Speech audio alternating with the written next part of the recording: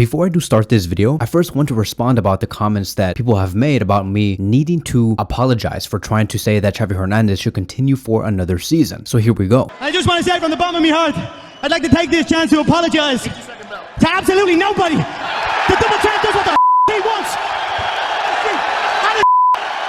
Let me raise this.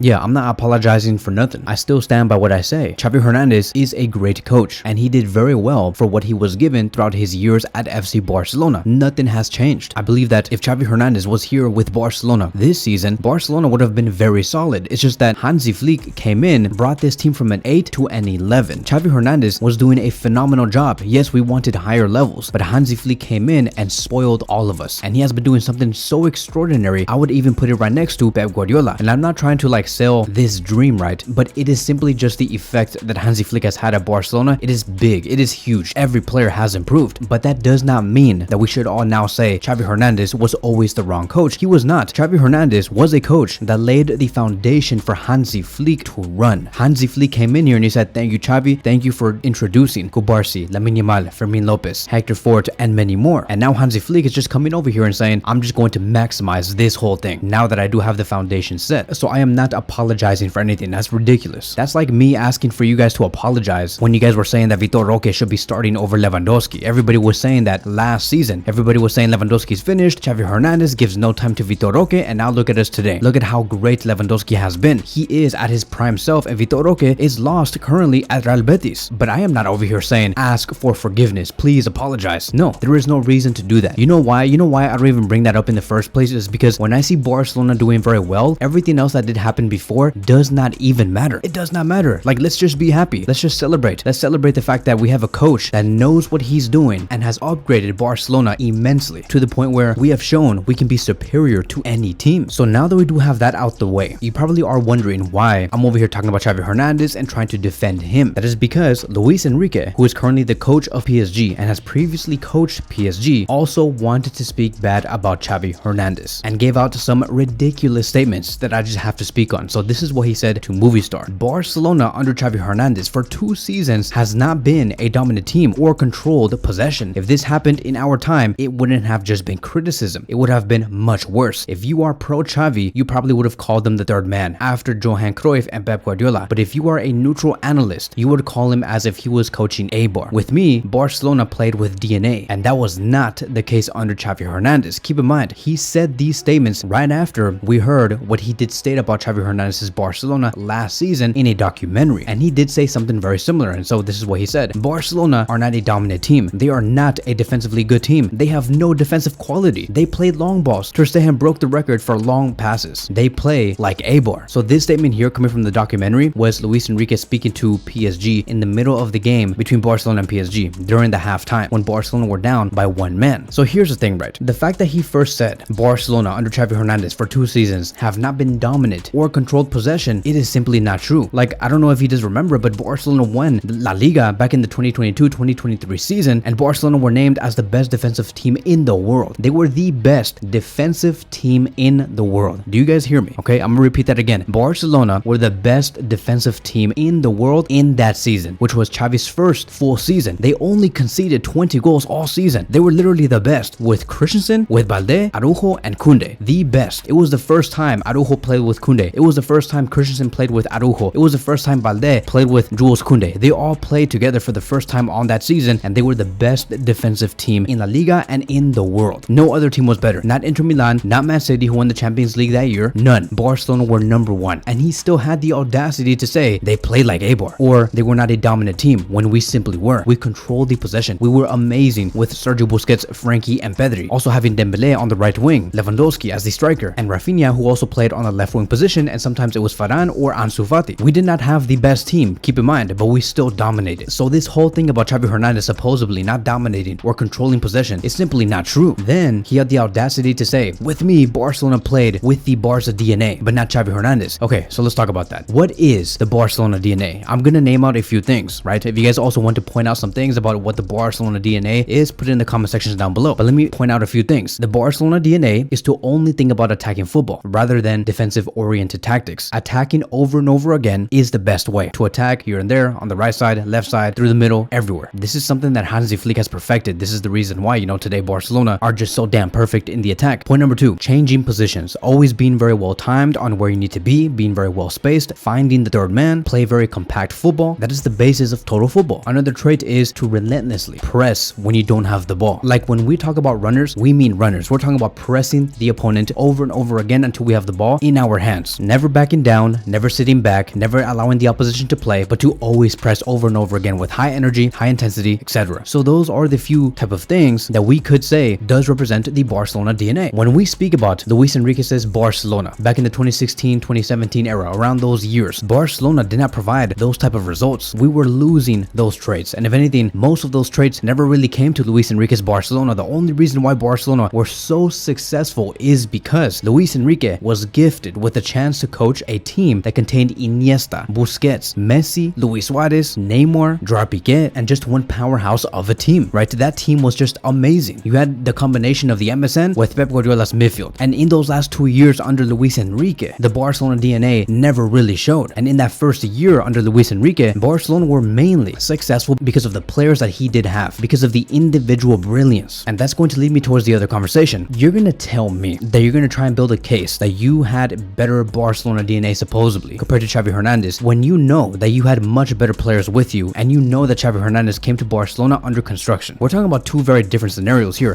Luis Enrique, you picked up a team that was already fully assembled and fully successful. Xavi Hernandez came in and he said, what the hell? Aubameyang? What the hell? Luke de Jong? What the hell? Adama Traoré? He came in there and he said, okay, this is a team that's clearly at the lowest of the low. Xavi Hernandez came in at the lowest, my friends. To everybody here, I want everybody to know this. He came in at the very lowest. When Barcelona were sportingly at their worst, financially at their worst, if Xavi Hernandez wanted to sign any players that he wanted, he could not do that. The only thing that we could afford was free agents, and even then we had to pray. So how are you going to have the audacity, Luis Enrique, to be saying I played better football overall over Xavi Hernandez when you know that your friend Xavi Hernandez, somebody that you coached before or faced before as a coach, you know that he went through a lot of construction. We know this. And how do you not know that? They're two very different scenarios. As a matter of fact, why would you even say something like this and not say something positive about Xavi and say that Xavi Hernandez was the first man to win La Liga with Barcelona without Lionel Messi? And Xavi Hernandez, he couldn't deal with anything. He couldn't coach at all. He couldn't even implement his ideas because we were so broke. We had a midfield of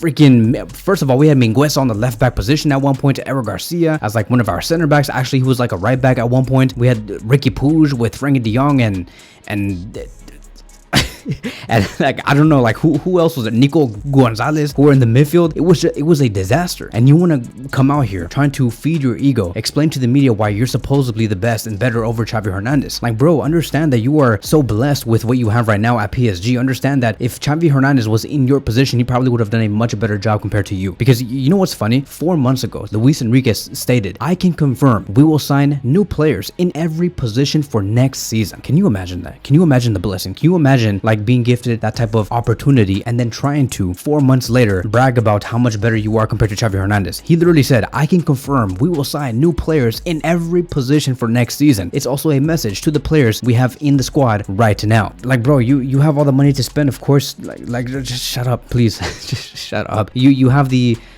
Saudi money, Qatar money, whatever money, you have all that money in the world to be spending on whatever, and still to this day right now you're underneath Monaco. You said to the media, I will have a new player in every position for the next season, and right now you are 2 points under Monaco. How about you have some self-reflection yourself? I cannot believe Luis Enrique said this, because about 4 to 5 years ago, Luis Enrique was somebody that I adored a lot because of what he brought to Barcelona. But ever since he joined PSG, I don't know what has been going on with him. It just, to me, it doesn't make any sense. And then he wants to again have the audacity to speak very bad and ill about Barcelona during the halftime game between PSG and Barcelona and say that they play like A-Bar, Ter Stegen only does long passes, they have no defensive quality, when literally before Araujo got the red card, we were dominating you. We beat you at your home 3-2. And that was Xavi Hernandez's worst season, which was his last season. And we still beat you guys 3-2 with 11 men. And then now you want to speak all big and bad when we went down 1 man and say that Barcelona play like A-Bar, they have no defensive quality. Bro, we were winning you 1-0, okay? And you got very fortunate that we went down 1 man. But before that, we were winning you in possession, winning you in terms of attacking quality, scoring goals against you. And I remember, right? I'm starting to remember all these things. I remember what Luis Enrique said after that match of the second leg when PSG went to the next round. Luis Enrique said, even if Barcelona had 11 men, we would have still won. No. Just Bro, no. Okay, like if you guys are listening to me right now, can you guys agree with me? Because supposedly everybody here are Barcelona fans. Can you guys agree with me that you guys can say you guys are very confident that Barcelona probably would have gone through if only Araujo never got that red card? You and me know this. Luis Enrique is just speaking out of his ass right now. I don't know what it is about Luis Enrique having this beef with Xavi Hernandez, but it's not healthy. He seems like he's obsessed with Xavi Hernandez and how he was able to get the most out of the horrible situation that Barcelona were in the past 3 years. Luis Enrique had nothing good to say. Nothing. He has nothing good to say about Xavi Hernandez right now. First of all, he could have said congratulations to Xavi Hernandez for winning the first league title with Barcelona after 4 years and without Lionel Messi. Or he could have said congratulations Xavi Hernandez because you have done something extraordinary with these youngsters, introducing Lamine Yamal, Cubarsí, Hector Fort, getting Balde to his best level, getting Gavi to his best level. But no.